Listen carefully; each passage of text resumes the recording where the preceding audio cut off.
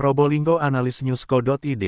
Genap sudah 5 tahun DPK LSM Lira Pakuniran, maka dari itu, hari ini tanggal 15 November tahun 2023, tepatnya di Aula Desa Bimo Kecamatan Pakuniran, adakan acara hari ulang tahun LSM Lira yang kelima. Kegiatan ini diawali dengan bersolawat, dilanjutkan dengan menyanyikan lagu Indonesia Raya dan Mars Lira, demi menegakkan demokrasi NKRI, bertempat di Pendopo Kades Desa Bimo Kecamatan Pakuniran. Tampak hadir, Bupati Lira Syamsuddin SH. Didampingi pengurus harian DPD Lira Kabupaten Probolinggo, hadir pula Camat Lira Sekabupaten Probolinggo.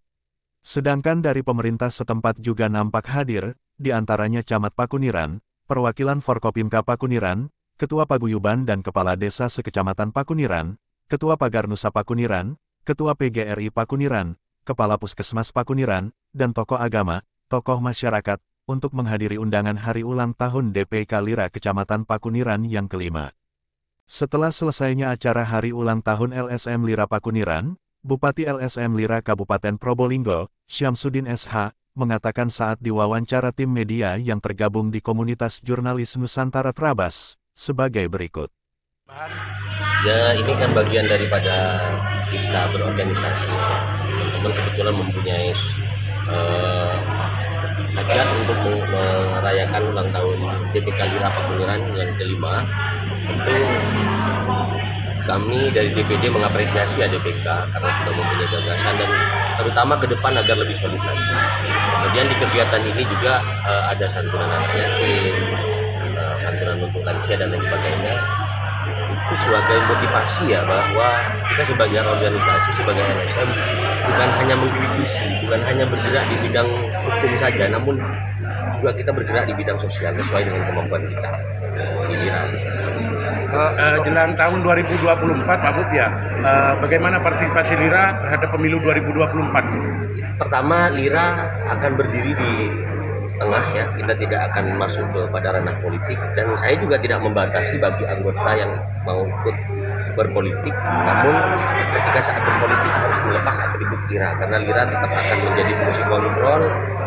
Bagaimana kita bisa mengedukasi di pemilu 2024 ini menjadi betul-betul pesta rakyat, betul-betul demokrasi yang jurdil, sehingga Lira menjadi fungsi kontrol dalam pengawasan pemilu juga.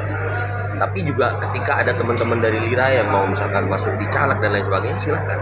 Saya tidak akan mengintervensi dan tidak ada larangan bagi kami untuk teman-teman masuk di partai apapun. Terkait itu kembali ke 2019 Pak Bud, kan ada banyak TPS yang mirip kandang ayam, terus gimana partisipasi Bupati Lira? Maka oleh karena itu Lira akan berdiri di tengah. Lira akan tetap berdiri sebagai fungsi kontrol, sebagai pemantau independen. Disitulah kami hadir untuk masyarakat. Disitulah kami berperan sebagai fungsi kontrol. Karena kalau tanpa adanya kontrol, program ini juga tidak akan berjalan dengan sempurna. Karena masih banyak oknum-oknum yang mencoba-coba untuk membelok-belokkan. Terutama dalam hal ini, kami akan betul-betul mengawasi sistem daripada penyelenggara. Karena yang banyak kami temukan pada tahun 2019, apa yang disampaikan tadi, TPS mirip kandang ayam. Sebenarnya kalau misalkan anggaran itu digelontorkan dari KPU ke KPPS dan ke TPS-nya itu sesuai dengan anggaran yang ada, maka TPS pun akan layak di tempat seperti dulu. Kenapa kami sebut TPS kandang ayam? Karena kami temukan ada dugaan pemotongan anggaran yang harusnya dari 2.600.000 sekian hanya terrealisasi 1.200.000, bahkan ada yang 700. Nah, disitulah Lira akan hadir untuk mengkontrol program pemerintah ini, terutamanya di pemilu 2024.